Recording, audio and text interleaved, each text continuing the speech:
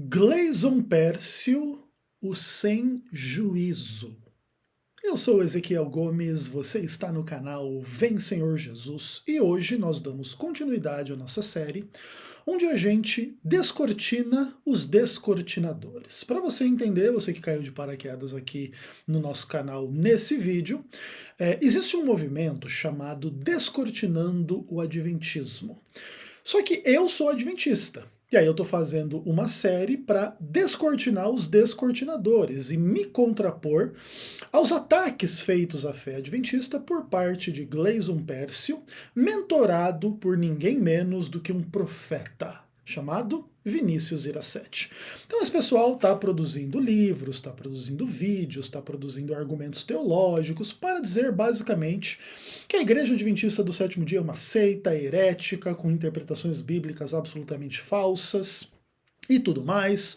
E o Ezequiel Gomes está então fazendo uma série para se contrapor, a esse movimento do descortinando o Adventismo. E nesse momento da série, nós vamos avaliar um vídeo do Gleison chamado O Livro de Hebreus versus a IASD, que é a Igreja Adventista do Sétimo Dia.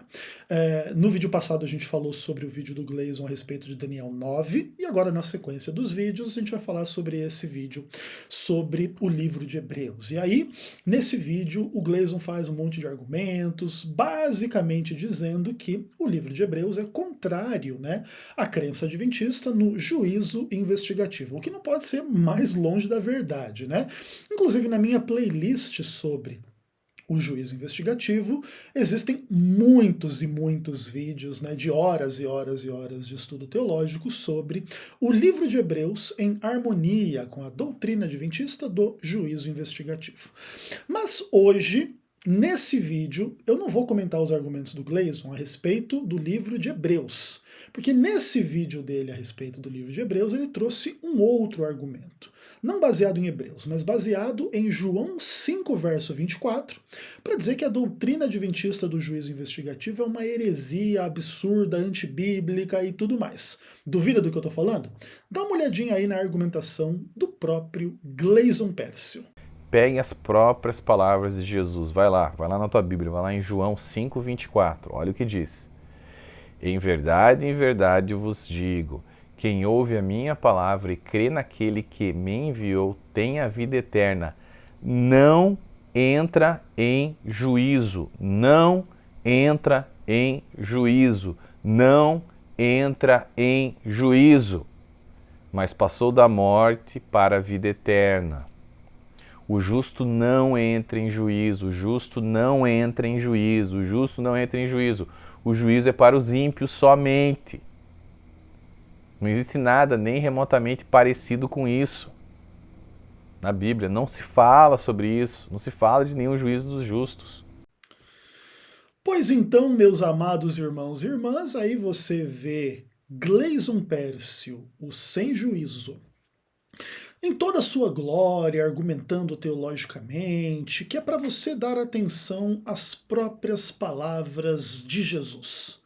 Ele abre a Bíblia lá em João 5,24, na tradução dele, diz que as pessoas passaram da morte para a vida e não entra em juízo quem crê nas palavras de Jesus. E aí, acabou a doutrina do juízo investigativo, não é verdade?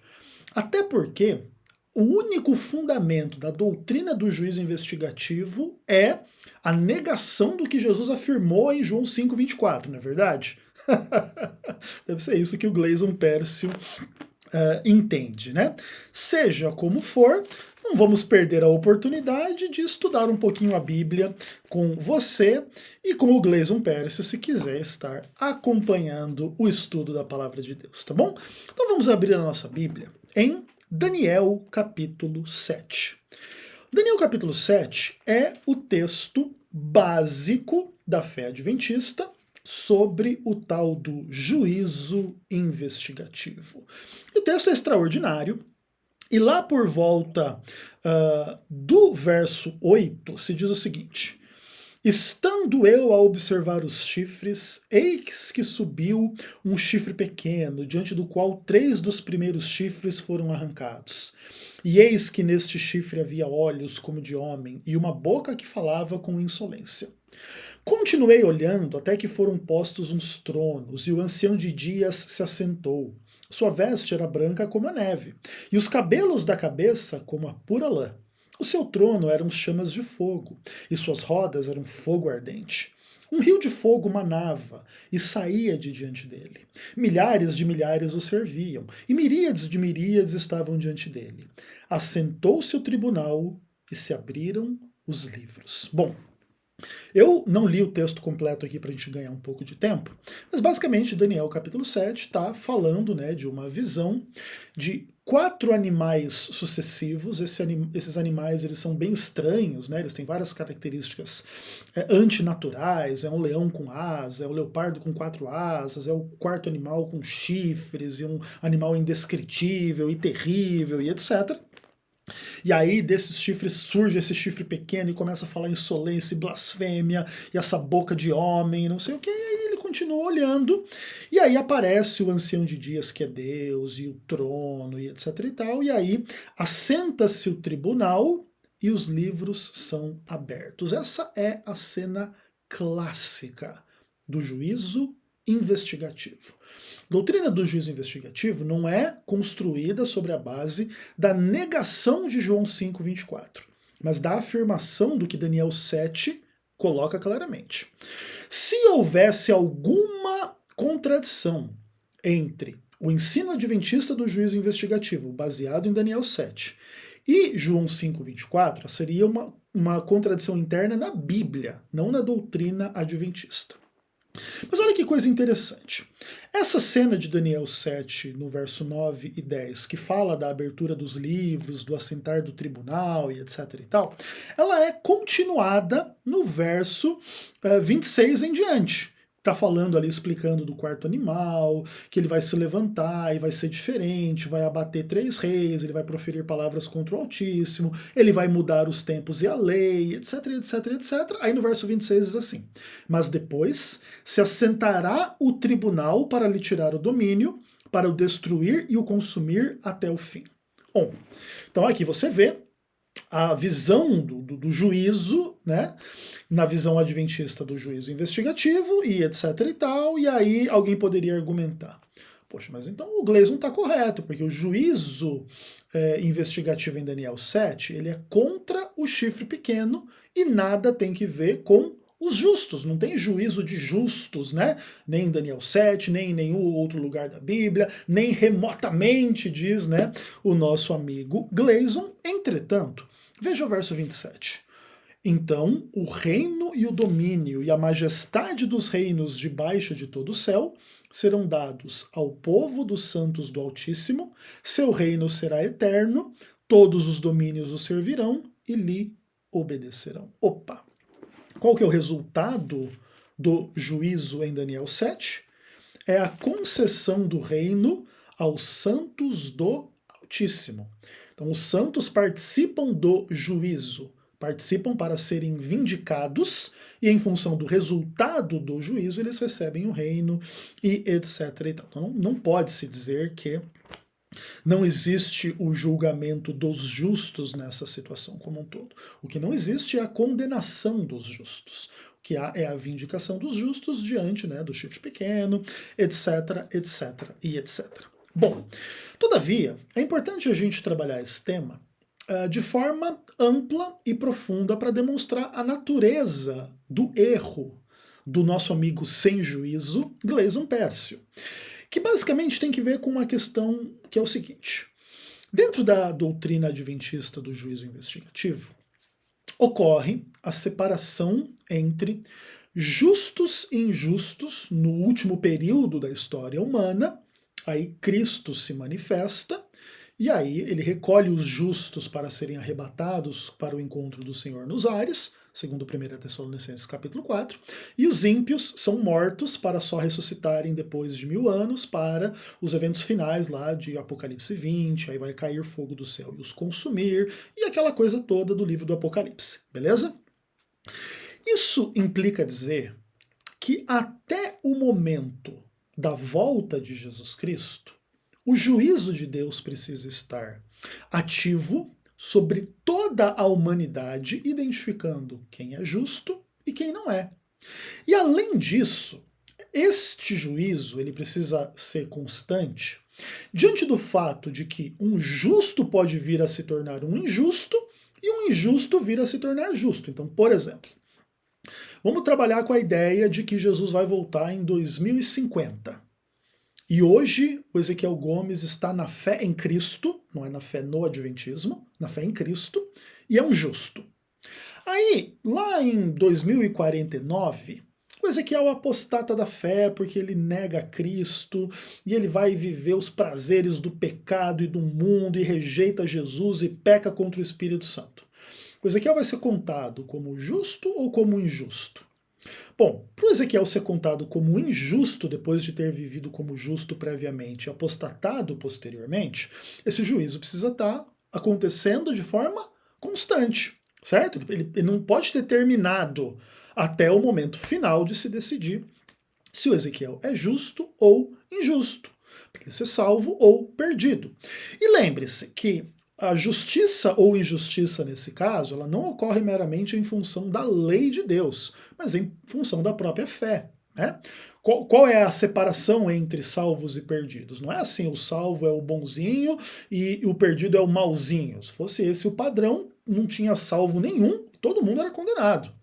As pessoas são salvas pela graça mediante a fé. Naturalmente, as suas obras devem demonstrar a sua fé. Então, ele pode ser julgado pelas suas obras, mas o que realmente é procurado no juízo para condenar ou salvar as pessoas é a ausência ou presença de fé mediante análise das suas obras. Se você disser que tem fé, mas não tiver obras correspondentes, você vai ser condenado no juízo, como um descrente, como um perdido, como um ímpio. Se você tiver obras em harmonia com a fé cristã, de amor, de misericórdia, de perdão, de arrependimento dos pecados, etc., você vai ser considerado como um salvo no contexto do juízo e vai receber o reino e etc. e tal, tá? Não precisaria fazer essa digressão, para quem conhece o mínimo da Bíblia, mas como a gente está fazendo uma interlocução com o Gleison Pércio, que de fato ele não conhece o mínimo da Bíblia, aí é importante a gente esclarecer os conceitos. E, inclusive, o que eu estou dizendo tem base bíblica absolutamente evidente e farta e refuta o Gleison Pércio de forma absoluta e vamos pensar assim, impossível de ser contornada. Vamos dar uma olhada em alguns outros textos bíblicos para a gente estabelecer esses princípios de forma absolutamente clara. Vamos, por exemplo, em Ezequiel capítulo 33. Dá uma olhada lá no verso 12. Olha o que diz a palavra de Deus. Tu, pois, filho do homem, dize aos filhos do teu povo, a justiça do justo não o livrará da sua transgressão. Quanto à perversidade do perverso, não cairá por ela no dia em que se converter de sua perversidade. Nem o justo pela sua justiça poderá viver no dia em que pecar. Quando eu disser ao justo, certamente viverá, e ele, confiando na sua justiça, praticar a iniquidade, não me virão à memória todas as suas justiças, mas na sua iniquidade que praticar, ele morrerá.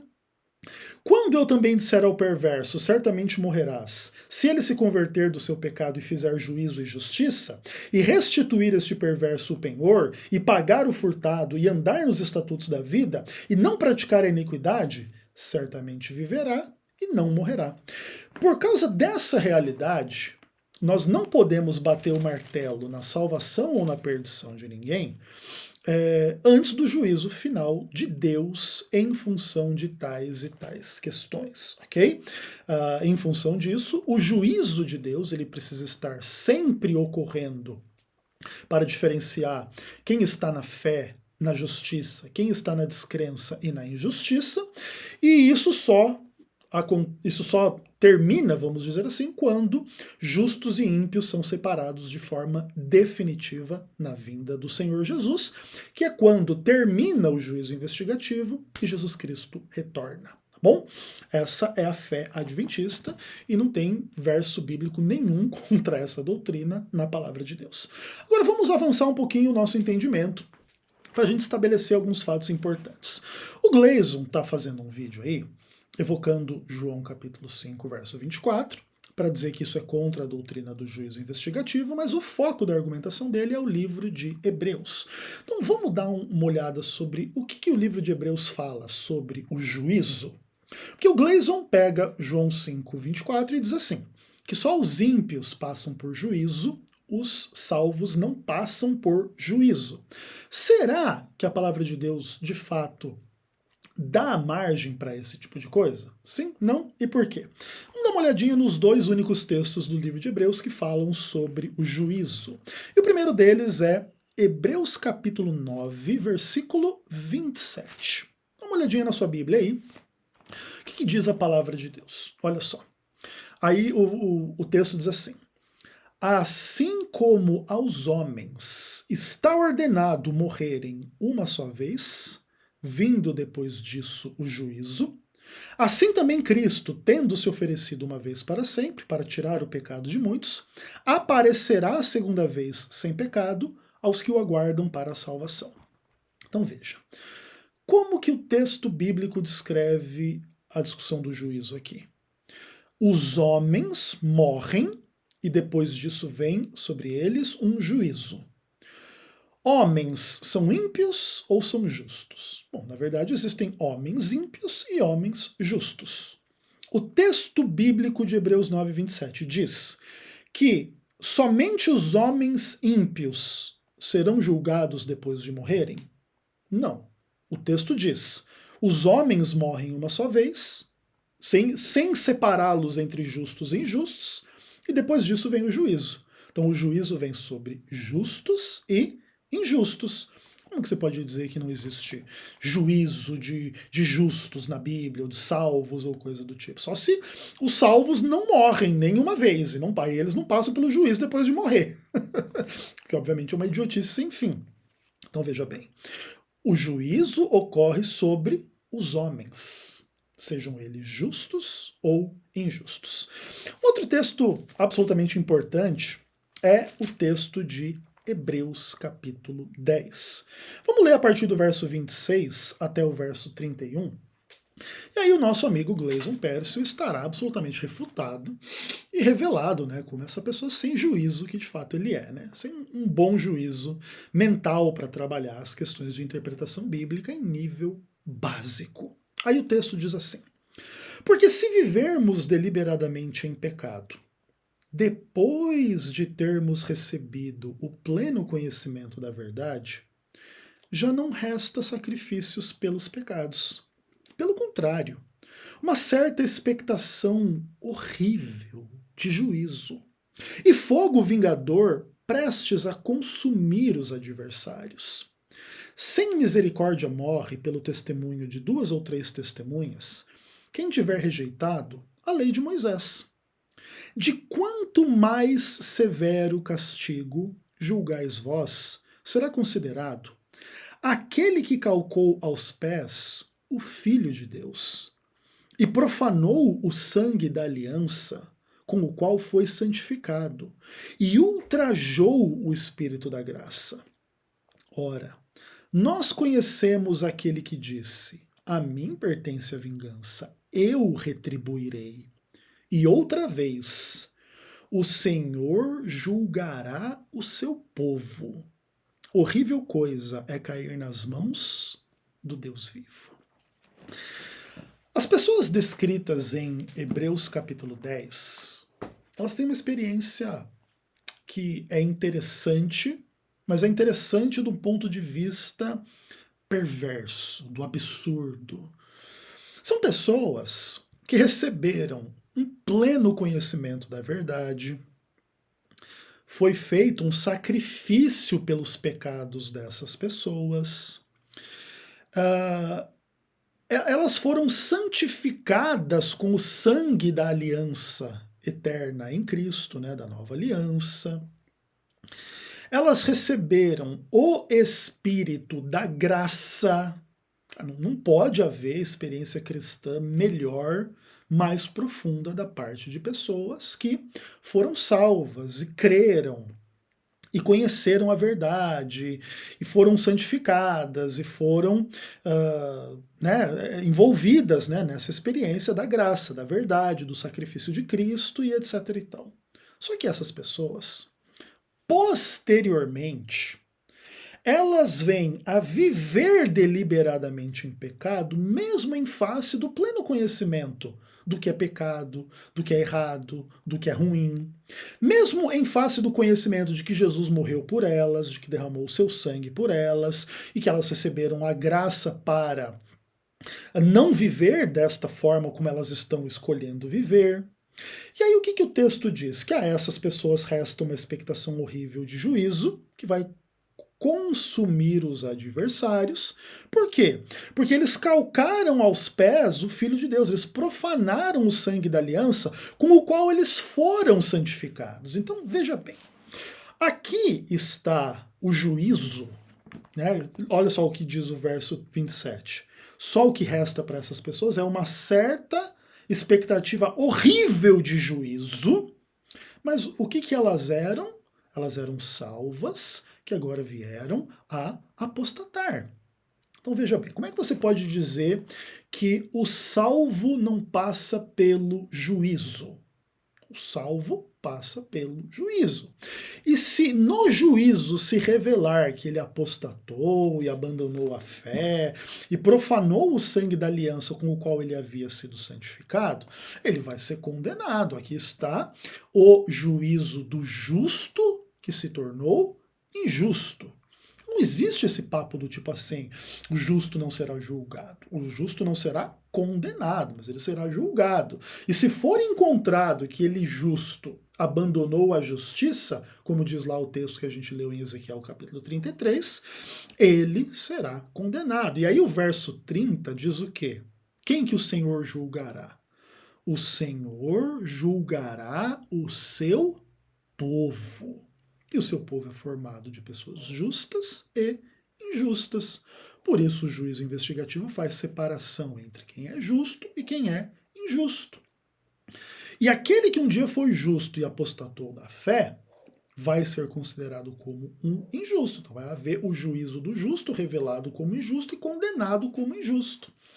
Ah, não, mas isso está em contradição com o texto de João 5, 24, que diz que ninguém salvo vai ser julgado e blá, blá, blá. Bom, aí você abre a sua Bíblia em 2 Coríntios capítulo 5, e aí você vê o verso 10. Porque importa que todos nós compareçamos perante o tribunal de Cristo, para que cada um receba segundo o bem ou o mal que tiver feito por meio do corpo. Veja bem, algumas pessoas tentam dizer que a doutrina do juízo investigativo é incorreta, e o juízo dos salvos, por exemplo, nesse tipo de texto como o de Paulo, seria só um juízo de galardão e não de perdição e salvação.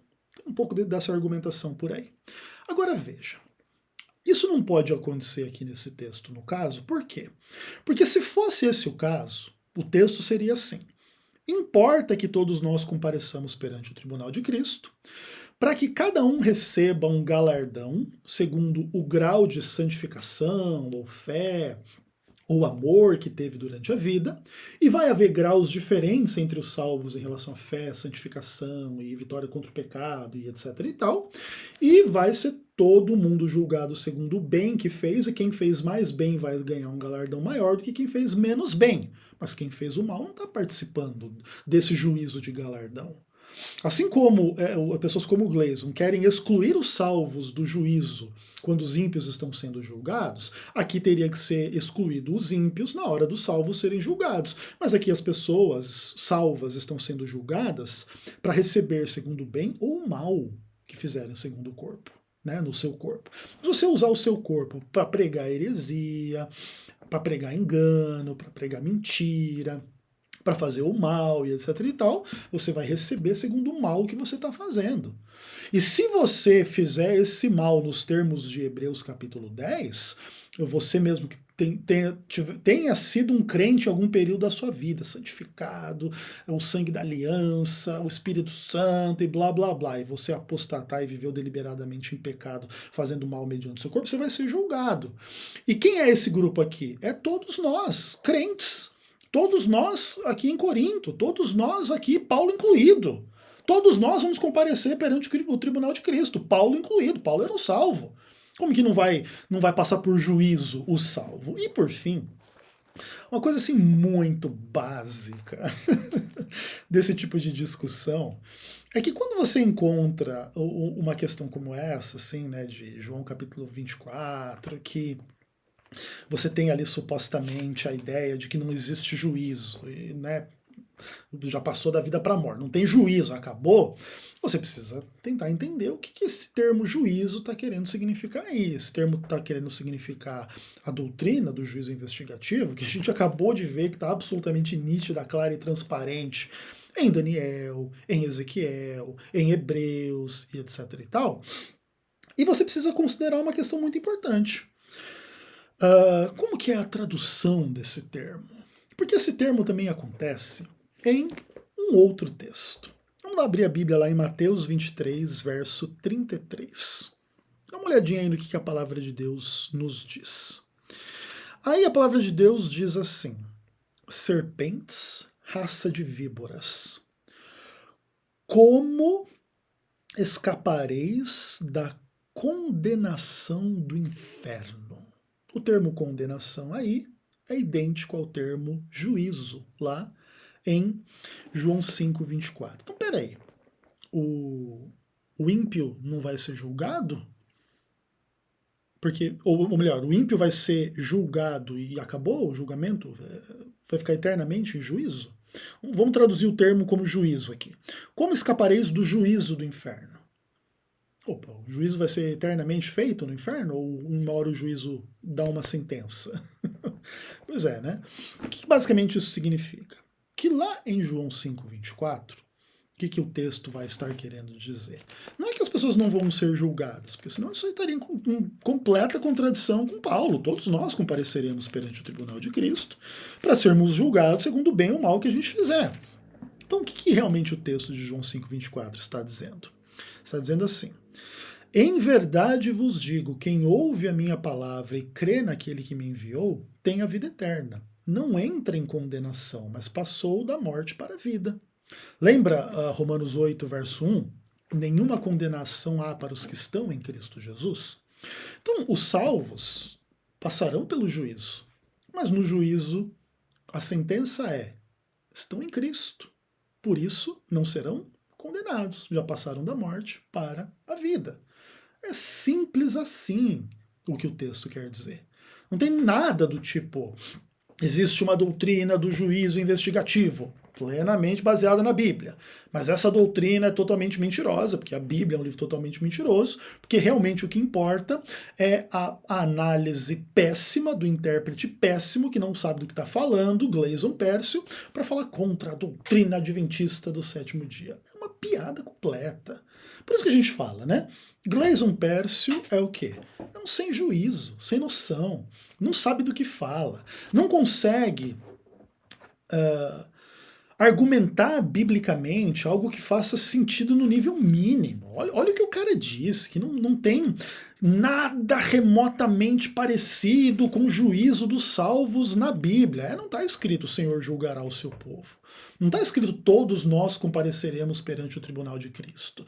Daniel 7 não está escrito, né? Depois do juízo lá que vai destruir o chifre pequeno, vai estar lá os salvos redimidos, está lá os salvos vindicados, está lá os salvos recebendo o reino, mas não, eles não foram julgados, né? A sentença do tribunal é a libertação deles, é a salvação deles, é a vindicação deles, é eles receberem o reino, mas eles não estavam sendo julgados. Para que a análise do textinho prova do nosso amigo Gleison Pércio possa fazer com que ele use a retórica, né? Não existe na Bíblia, nunca leu a Bíblia. Aos homens foi dado morrer uma só vez, depois disso o juízo. Como é que não tem juízo sobre os homens justos que morreram? Não é nem possível que isso aconteça, entende? Gleison Pércio é uma piada e continuará a ser tratado como tal dentro dessa série. Nos próximos vídeos nessa série, nós vamos falar dos argumentos dele a respeito do livro de Hebreus. Até lá, um abraço.